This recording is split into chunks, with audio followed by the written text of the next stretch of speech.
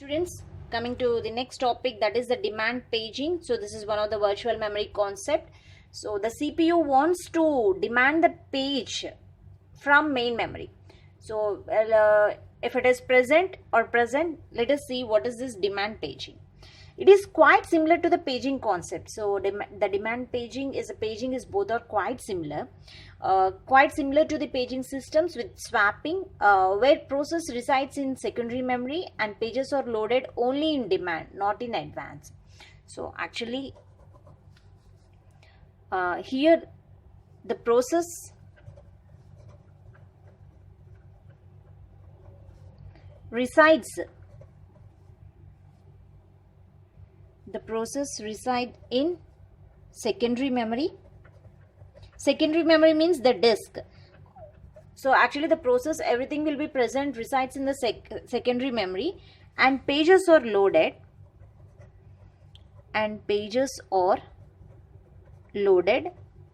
only on demand, not in advance. So actually the main memory starting whenever you switch on the computer, the main memory, that is everything will be free. Means that the main memory is nothing but a RAM, okay, random access memory. Whenever your system is on, the RAM is free. So whenever the process, the process are present in the secondary memory. So and the pages are loaded to the main memory only on demand, not in advance. So whatever the page you are opening, means whatever the folder you are opening, so that is present in the secondary memory. That opened folder, that will be stored in the main memory. So it will be, everything will be stored on the basis of demand, not in advance. So that you call it as demand paging.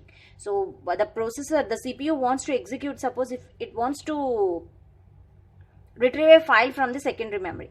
So first, whenever that it goes to the secondary memory and bring that page or a frame to the main memory. Let me explain with an example there. So let us take, this is the main memory. So main memory consisting of process P1 and the P2, two processors. So each process having some frames A, B, C, D, like that. And the process 2 is having E, F, G, H. So the main memory is having, already it is full, this having the frames. And coming to the secondary memory. Secondary memory is the disk. This is the secondary memory. So the secondary memory consisting of, suppose A, B, C, D, E, F, G, H, I, J, K, L, M, N, O, P, Q, R. Okay, so this is the pages that are present in secondary memory and the main memory. So whenever the processor is demanding for process P1, that data will be stored in main memory. So at starting, all the frames are free. The data, that is the main memory is free. So whenever the CPU demands for process 1, P1, so this is the P1, this is P2, let's take this is the P3, like that. So whenever the CPU demands for P1, so the data that is present in the secondary memory will stored in main memory A, B, C, D. Okay, suppose if you want to store these data, some data in the process P2, but here it is already full, the process P2 is already loaded in the main memory. If there is no space in the main memory, you just, if you are not using process P2, okay, you just send the data to the secondary memory and takes the new data. Okay, so now I want to swap out this process. So this is the swap out.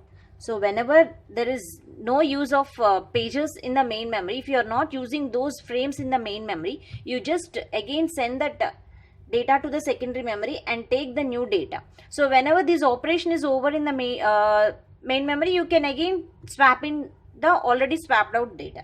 So this is the swap out. and this is the technique of swapping. So it is just similar to the paging system with swapping.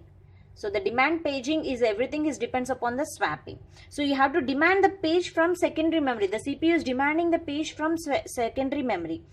Suppose when the main memory is not free, you just swap out the pages that are not used in the main memory and place the new pages in the main memory. So when we want to execute a process, just swapping. If you want to execute the process, just swapping.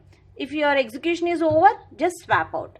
Don't bring the pages in advance. So the process resides in secondary memory and pages are loaded only on demand, not in advance.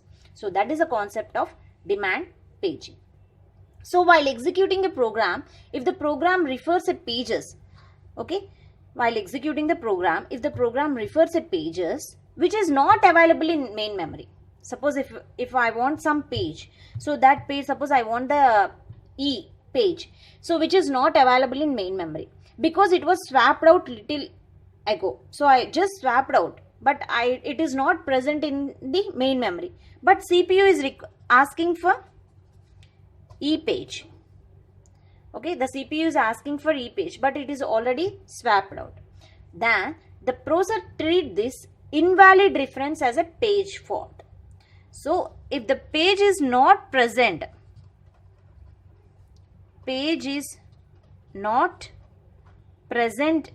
in main memory, then we call it as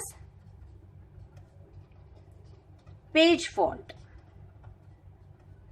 When the demanded page, the CPU demands the E page, but E page I already swapped out to the main memory, but the CPU is asking for the E page. So if the demanded page is not present in the main memory, then we call it as a page fault. Okay, so what does the processor will do if the page fault is occur? Okay, the CPU wants E page, but that E page is not present in the main memory. Then the CPU transfers a control from program to operating systems to demand the page back into memory. So CPU transfers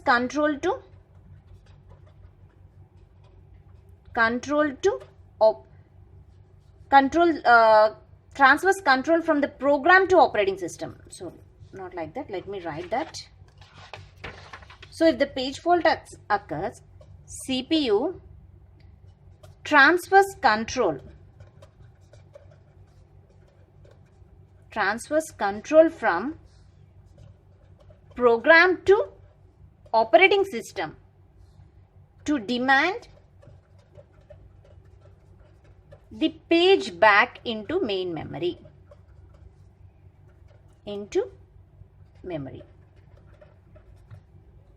So that is the concept. Okay, see, suppose the CPU is requesting for page in main memory. Okay, suppose the page is not present. So whatever the requested page in the main memory, that is not present. So if it is not present, it calls as a page fault. So then the control transfers to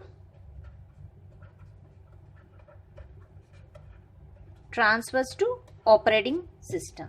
So what this operating system will do? Operating system go back to disk, that is a secondary memory. Again place that into main memory. So this is a concept of page fault.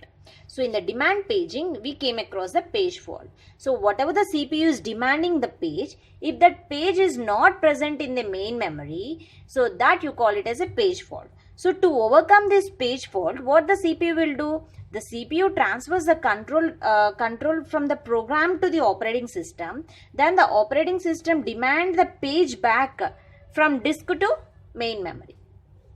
Okay, so let me write about the page fault. So what exactly this page fault with an example, so that I'll explain the next video. Thank you.